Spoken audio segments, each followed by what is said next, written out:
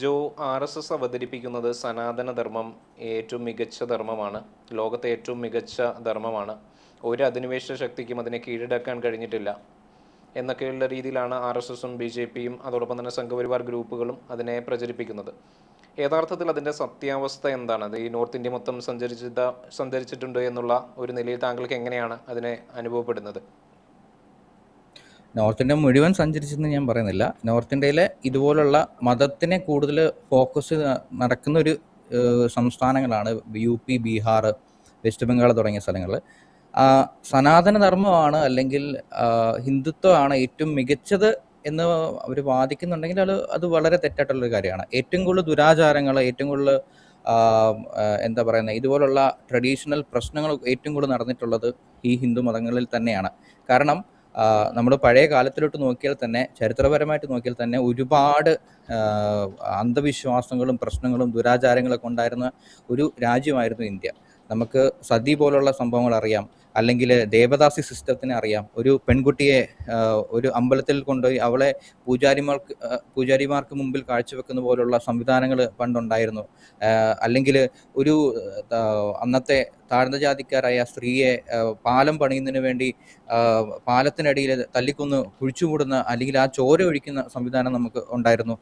ആ ട്രഡീഷൻ നമ്മുടെ ഇന്ത്യയിലുണ്ടായിരുന്നു. അപ്പം ആ ഒരു അജണ്ട അവർ വെച്ചാൽ തന്നെ അത് വളരെ തെറ്റായിട്ടുള്ളൊരു കാര്യമാണ്. കാരണം ഏറ്റവും നല്ല മതം എന്നൊരു ഒരു കോൺസെപ്റ്റ് ഉണ്ടെങ്കിൽ ഒരുപക്ഷെ വേണമെങ്കിൽ അത് ബുദ്ധമതത്തിനോ ജൈനമതത്തിനൊക്കെ വേണമെങ്കിൽ കൊടുക്കാം. എന്നാലും ബുദ്ധമതക്കാരും ചെയ്തിട്ടുള്ള ഒരുപാട് ക്രൂരതകൾ പല രാജ്യങ്ങളിൽ നമുക്ക് കാണാനും സാധിക്കും. താങ്കൾ കണ്ടിട്ടുള്ള അനാചാരങ്ങൾ എന്തൊക്കെയായിരുന്നു? ഇപ്പോൾ ബീഹാർ, ജാർഖണ്ഡ് ആ പ്രദേശങ്ങളിൽ താങ്കൾ അനുഭവിച്ചിട്ടുള്ളതും കണ്ടിട്ടുള്ളതുമായിട്ടുള്ളത്? അനാചാരങ്ങളിൽ ഞാനൊരു ദിവസം ഒരു സ്ഥലത്ത് യാത്ര ചെയ്യുമായിരുന്നു. അത് ടൗണിൽ നിന്ന് ഗ്രാമപ്രദേശത്തേക്ക് പോകുമായിരുന്നു.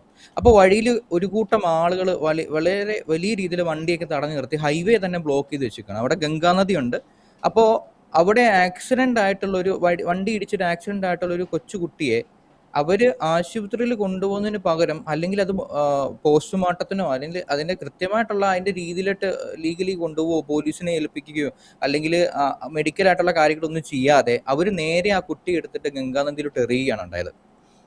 അതൊന്ന്. രണ്ടാമത്തെ കാര്യം, ഒരു ഭൂതബാധയോ അങ്ങനത്തെ ഭൂതബാധ അതെ അതെ ഈ ഭൂതബാധ എന്ന് പറഞ്ഞ ക്രിസ്ത്യാനികൾ പറയുന്ന ഒരു കാര്യമുണ്ട്. ഇത് സൈക്കോളജിക്കലി കണ്ടീഷൻ ആയിട്ടുള്ള ആളുകളുണ്ടല്ലോ, ഡിപ്രഷനും ഫ്രസ്ട്രേഷനും അല്ലെങ്കിൽ അവർക്ക് എന്തിൻ്റെ സിംറ്റംസോ കണ്ടീഷൻസോ ഉള്ള ആളുകൾ, അവർ മാനസികമായിട്ട് പ്രശ്നങ്ങളുണ്ടെങ്കിൽ അവരെ ഭൂതമാണെന്നുള്ള രീതിയിൽ കാണുകയും അവരെ അടിക്കുകയും അങ്ങനത്തെ ഉള്ള രീതിയിലുള്ള പ്രശ്നങ്ങൾ ഒരുപാട് ഞാൻ കണ്ടിട്ടുണ്ട്.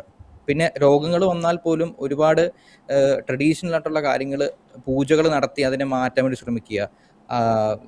അങ്ങനെ ഒരുപാട്, പ്രത്യേകിച്ച് ഞാൻ എൻ്റെ കോളേജിൻ്റെ വാതിക്കൽ ഒരു സ്റ്റേഡിയം ഉണ്ട്, നമ്മുടെ വലിയൊരു സ്റ്റേഡിയമാണ്. ആ സ്റ്റേഡിയത്തിൽ ഒരു സമയത്ത് വളരെ വലിയ രീതിയിലൊരു ക്രൗഡ് തന്നെ ഉണ്ടായിരുന്നു. അവിടെ സംഭവിച്ചിട്ടുണ്ടെന്ന് വെച്ച് കഴിഞ്ഞാൽ ഈ അഘോരികൾ പോലുള്ള സ്വാമികൾ വളരെ നഗ്നരായിട്ട് അവരവിടെ വരികയും അവിടെ പോയിട്ട് സ്ത്രീകളൊക്കെ കുമ്പിട്ട് പ്രാർത്ഥിക്കുകയൊക്കെ ചെയ്യുന്ന വളരെ വലിയ സംഭവങ്ങൾ വരെ ഉണ്ടായിട്ടുണ്ട്. യെസ്, അവിടെ ഉണ്ടായിട്ടുണ്ട്. അപ്പോൾ ഇത് ഈ യുക്തിപരമായിട്ട് ചിന്തിക്കുന്ന ഒരു സമൂഹം അവിടെയൊക്കെ ഉണ്ടോ, അതോ വലിയ ചെറിയൊരു ന്യൂനപക്ഷം മാത്രമാണോ?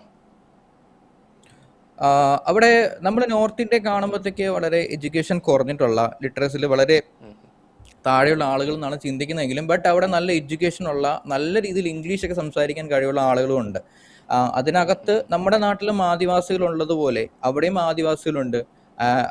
ഇവിടെയും എഡ്യൂക്കേഷൻ കുറവുള്ള സ്ഥലങ്ങളുള്ള പോലെ തന്നെ, ഗ്രാമങ്ങളുള്ള പോലെ തന്നെ അവിടെ അതുപോലെ തന്നെയുണ്ട്. ഇത് കമ്പാരിറ്റീവ്ലി നമ്മുടേത് കുറച്ചുകൂടെ എല്ലാവർക്കും പേരുകൾ പോലും എഴുതാൻ അറിയാം എന്നുള്ളൊരു കാര്യം മാത്രമേ ഉള്ളൂ. പക്ഷേ നോർത്ത് ഇന്ത്യ ഇപ്പോൾ ഡെവലപ്പായിട്ട് വരുന്നു. പ്രത്യേകിച്ച് ബീഹാറിന്റെ സ്ഥിതി എടുക്കുമ്പോഴത്തേക്ക് വളരെ വളരെ പെട്ടെന്നാണ് ഇപ്പോൾ പെട്ടെന്നൊരു ഡെവലപ്മെന്റ് സ്റ്റേജിലോട്ട് വരുന്നത്. ഏകദേശം കേരളവുമായിട്ട് കമ്പയർ ഒക്കെ ചെയ്ത് നോക്കുമ്പോഴത്തേക്ക് ഒരു 10 വർഷത്തിൻ്റെയൊക്കെ ഗ്യാപ്പ് വേണമെങ്കിൽ പറയാൻ സാധിക്കും. 10 അല്ല 25 വേണമെങ്കിൽ പറയാം.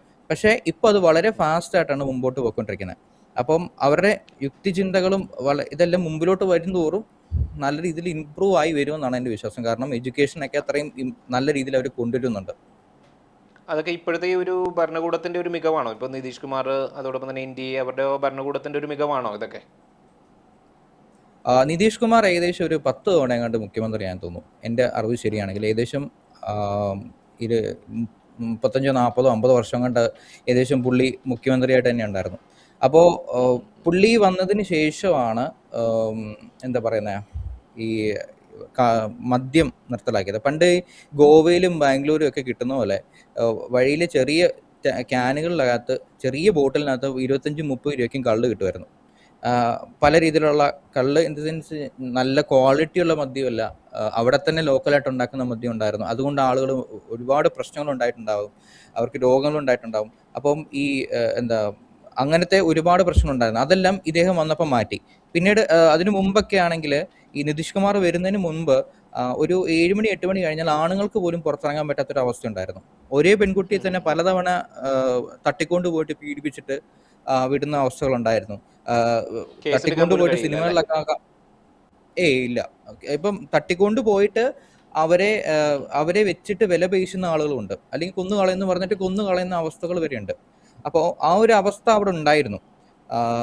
പക്ഷേ നിതീഷ് കുമാർ വന്നതിന് ശേഷമാണ് വലിയ രീതിയിലുള്ള ഒരു വിപ്ലവമായിട്ടുള്ള ഒരുപാട് തീരുമാനങ്ങൾ എടുത്തതും. മദ്യം പൂർണ്ണമായിട്ട് സ്റ്റോപ്പ് ചെയ്യുകയും, അത് മദ്യപിക്കുന്ന ഒരാളെ കണ്ടാൽ, അല്ലെങ്കിൽ മദ്യപിച്ചാൽ, മദ്യം നിർമ്മിച്ചാൽ, മദ്യം വിതരണം ചെയ്താൽ അവർക്ക് വലിയ രീതിയിലുള്ള പണിഷ്മെന്റ് കൊടുക്കുകയൊക്കെ ചെയ്തിട്ടുള്ളൂ. അപ്പോൾ ഒരുപാട് പേര് അങ്ങനെ പിടിക്കപ്പെട്ടിട്ടുള്ളത് UP എന്നൊക്കെ പോയിട്ട് കള്ള് കുടിച്ചിട്ട് ബീഹാറിലോട്ട് വണ്ടി ഓടിച്ച് വരുന്ന ആളുകൾക്ക് ഉണ്ടാവും.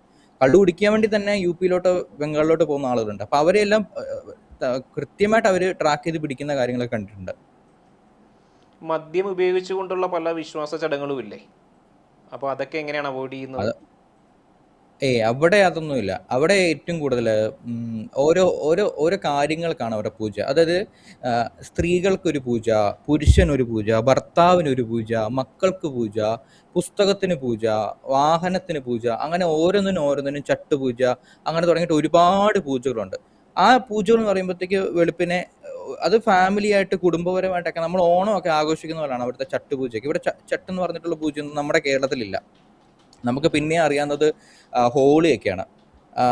അവിടുത്തെ ഒരുപാട് പൂജകൾ നമുക്കിവിടെ മിസ്സിങ് ആണ്. അത് അവരുടെ വിശ്വാസത്തിൻ്റെ കൾച്ചറിൻ്റെ അനുസരിച്ച് അത് വെസ്റ്റ് ബംഗാൾ, UP, ബീഹാർ ആ ഭാഗത്താണ് ഏറ്റവും കൂടുതൽ അങ്ങനത്തെ പൂജകളൊക്കെ ഉള്ളത്. അപ്പൊ എന്തുകൊണ്ടായിരിക്കും അവർക്ക് ഇത്ര വിശ്വാസത്തിന് ഇത്ര തീവ്രത അനുഭവപ്പെട്ടത്? കാരണം അവർക്ക് ആ ലോകത്തിൽ നിന്ന് പുറത്തോട്ട് ഇറങ്ങിയിട്ട് വേറൊരു ലോകത്തെ കാണാനുള്ളൊരു അവസ്ഥ ഉണ്ടായിട്ടില്ല. ഇപ്പോൾ ഞാനിവിടെ ഒരു രീതിയിൽ പറഞ്ഞാൽ ബ്രിട്ടീഷുകാർ ഇവിടെ വന്നില്ലായിരുന്നെങ്കിൽ നമ്മൾ പാൻറ്റും ഷർട്ടിനെ പോലും അറിയില്ല എന്നൊരു തോന്നൽ എനിക്ക് ഉണ്ടായിട്ടുണ്ട്. കാരണം നമ്മളിപ്പോഴും മുണ്ടും അന്നത്തെ ഡ്രസ്സും അല്ലെങ്കിൽ സാരി എന്നുള്ളൊരു കോൺസെപ്റ്റിൽ തന്നെ ഒതുങ്ങിപ്പോയനെ, ട്രഡീഷണൽ അങ്ങനെ തന്നെ ചിന്തിച്ചു പോയനെ. പക്ഷേ നമ്മൾ വിദേശ കാര്യങ്ങളെ അക്സെപ്റ്റ് ചെയ്യാൻ തുടങ്ങിയിട്ടുള്ള ഒരു വലിയൊരു സമൂഹമാണ് കേരളത്തിലുള്ളത്. പക്ഷേ അവിടുത്തുള്ള ആളുകൾ ഇപ്പോഴും ആ ട്രഡീഷനെ ഫോളോ ചെയ്യുകയും അങ്ങനത്തെ വിശ്വാസങ്ങളെ കൊണ്ടു നടക്കുകയും ചെയ്യുന്ന ആളുകളാണ്. അപ്പോൾ ഒരു പുറത്തോട്ടുള്ള ലോകം ഇങ്ങനെയാണെന്നുള്ളൊരു കാര്യം അവർക്ക് മനസ്സിലായാൽ ചിലപ്പോൾ അവരിലുള്ള ഒരുപാട് കാര്യങ്ങൾ മാറാൻ സാധ്യതയുണ്ട്. രാഷ്ട്രീയ നേതാക്കൾ അവരെ മാക്സിമം ദുരുപയോഗപ്പെടുത്തുന്നുണ്ട് അല്ലേ? വിശ്വാസത്തിന്റെ പേര് പറഞ്ഞുകൊണ്ടും ഈ ഉറപ്പായിട്ടും ആചാരങ്ങളുടെ പേര് പറഞ്ഞുകൊണ്ടും ഒക്കെ. ഉറപ്പായിട്ടും അവിടെ രാഷ്ട്രീയക്കാരുടെ ഇത് കാര്യം പറയുമ്പോൾ തന്നെ അവർ ഇവിടെ നമ്മുടെ വഴിയൊക്കെ വഴിപ്പണിയൊക്കെ നടക്കുമ്പോൾ ചിലപ്പോൾ അതിൽ നിന്ന് പണം മോഷ്ടിച്ചവരൊക്കെ എന്ന് പറഞ്ഞിട്ട്, അല്ലെങ്കിൽ അങ്ങനെ ഒരു നമ്മളൊരു പറയുമല്ലോ കറപ്ഷൻ ഉള്ളത്. പക്ഷേ അവിടെ 100 കോടി കിട്ടിയ 100 കോടിയും പോക്കറ്റിടും. അവിടെ വഴികളൊക്കെ വളരെ മോശമായിരിക്കും. ഗ്രാമങ്ങളിലോട്ട് ചെല്ലുമ്പോൾ ആളുകൾ പ്രതികരിക്കാത്ത ഒരാളുകളാണ്. അപ്പോൾ നമ്മുടെ ഇവിടെയാണ് ഈ വഴി മോശമാണെങ്കിൽ, ഒരു സർക്കാർ സ്ഥാപനം മോശമാണെങ്കിൽ അവർ പ്രതികരിക്കും, സമരം ചെയ്യും, അങ്ങനെ വലിയ പ്രക്ഷോഭങ്ങൾ ഉണ്ടാവും. പക്ഷേ അവിടെ അതൊക്കെ ഒരു കാര്യമില്ല. ഗട്ടറാണെങ്കിൽ അപ്പുറത്തെ കാട്ടിക്കൂടെ കയറി വണ്ടി പിടിച്ചിട്ടും പോകും. അപ്പോൾ അങ്ങനത്തെ ആളുകളാണ്. അപ്പോൾ അവിടുത്തെ രാഷ്ട്രീയക്കാർ അതിനെ നല്ല രീതിയിൽ ചൂഷണം ചെയ്യുന്നുണ്ട്. അവർക്കത് നിലനിൽപ്പിൻ്റെയും അവർക്ക് മതമോ അല്ലെങ്കിൽ ആ കാര്യങ്ങൾ പറഞ്ഞ് മുമ്പോട്ട് പോയാലേ അവർക്ക് പറ്റത്തുള്ളൂ അവിടെ ജയിക്കാനൊക്കെ.